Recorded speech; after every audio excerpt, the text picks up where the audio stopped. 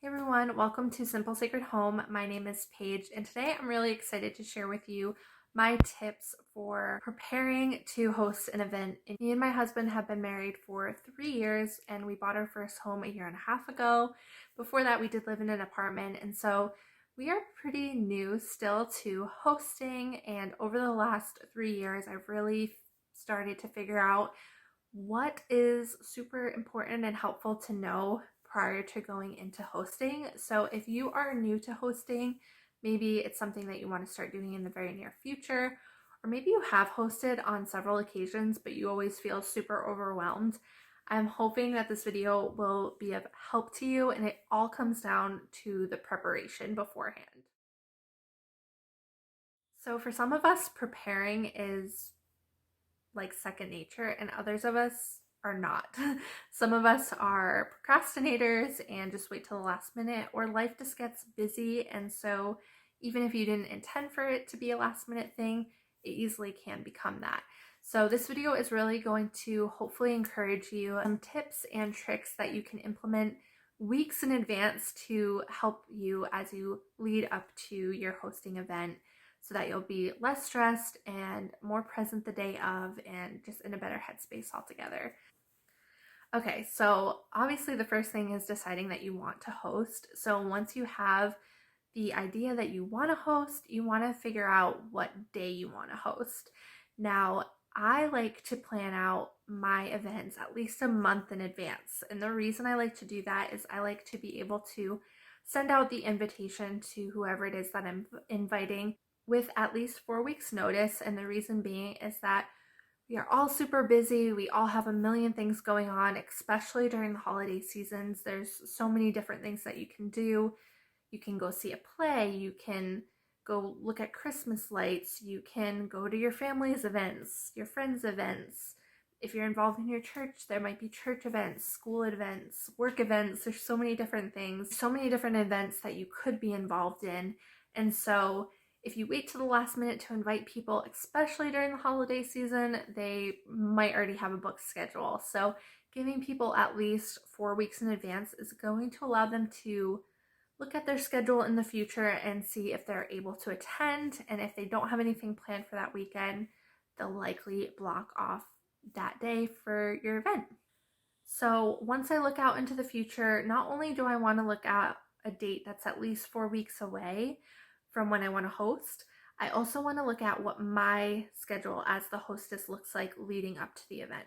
For me personally, I work full time outside of the home. My husband works full time, and we're just really busy. So, a lot of the times, the weekends, is when we run errands, we might have to see people, go to an event, we need to take care of our own home, things like that. And so, the weekends can get very busy really quickly.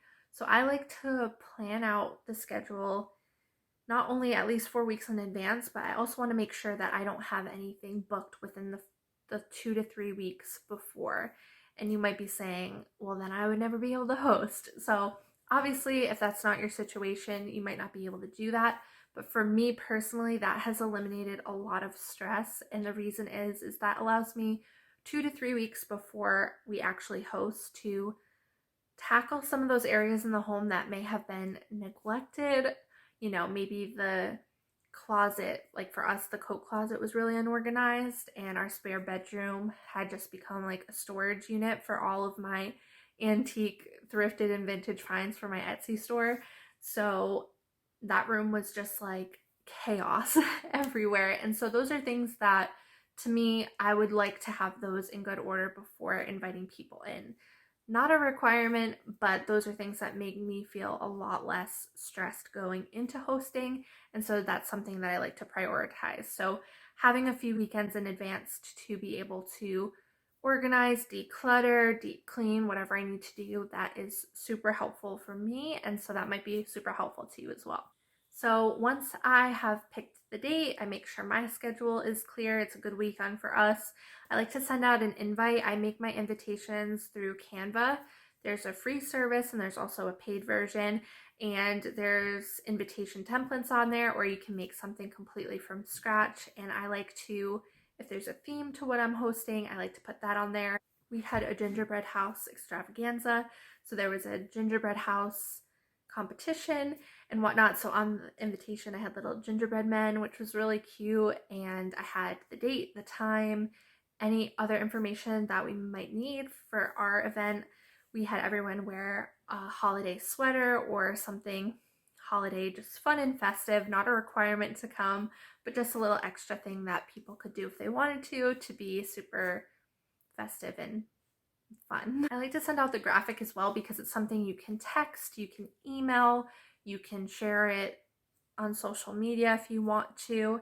And it's a little graphic so people can save it to their phones, they could print it out. And I think it's just cuter and more visually appealing to look at that than just getting it in a text, but definitely not a requirement. But I like to do that. It stands out a little bit more and it's fun. So that's something that you can do if you want. And I send that out, like I said, at least 4 weeks in advance. And that really helps get a gauge for who's going to be able to come. And that helps me plan what we're going to have for a meal and things like that as well. After you send the invitation, get a feel for who's going to be able to come. That's when I start thinking about my menu. So I'm talking 3 to 4 weeks out. I'm already thinking about what we're going to have for food. Are we having desserts? Are we doing any special type of events? Like in this case, we were doing the gingerbread houses. So we got the gingerbread house kits and we did 1 kit per family. You could, break that up however you want to. You can break people up into teams, whatever it may be, but that's what we decided to do. So we had to make sure in advance that we could get the gingerbread kits and anything we needed for our meal. Because it's the holiday season and I knew that I was going to be making gingerbread cookies from scratch and that was going to take a good amount of time, I decided just to do pizza and salad for the meal. So that was nice because that took a huge load off of extra prep time because we could just order the pizza the day of, and then all I had to get in advance for food was anything to make the gingerbread cookies, the salad, and the drink. So we decided just to do water and a holiday punch. I did make the from scratch gingerbread sourdough cookies. I used Farmhouse on Boone's recipe.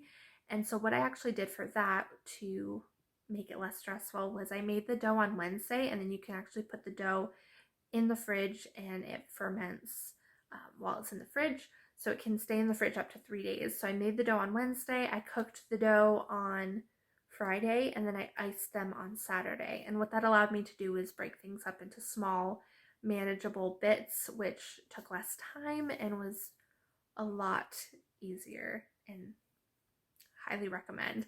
And then the event was on Sunday, so they were ready to go on Sunday when we got home from church and we could have everybody over. So those are really the big things, is giving yourself plenty of time to send out the invitation so you can make sure that everybody can attend, prepping in advance, using those few weekends before to get any errands, any deep cleaning, any organization done that you need. That way the day of is just a lot less stressful. You don't want to be doing everything the day of. And in my past, I've definitely done that, either spent the whole day before or the whole day of before everybody gets there, trying to run around like a crazy person, trying to get everything done, which is just not manageable. It's not reasonable. And so it's going to obviously cause additional stress and anxiety that you don't need. These simple tips to help you prepare in advance really do help you if you decide to start hosting, or maybe, like I said, you have hosted in the past, but you haven't really done the prep work. I hope that this is helpful to you and makes it a lot less overwhelming for your next hosting event. If you do implement any of these, or maybe you currently do, I'd love to hear about that in the comments below. And if you have any great prep tips that you want to share, I would also love to hear those in the comments as well. And I will see you guys in our next video.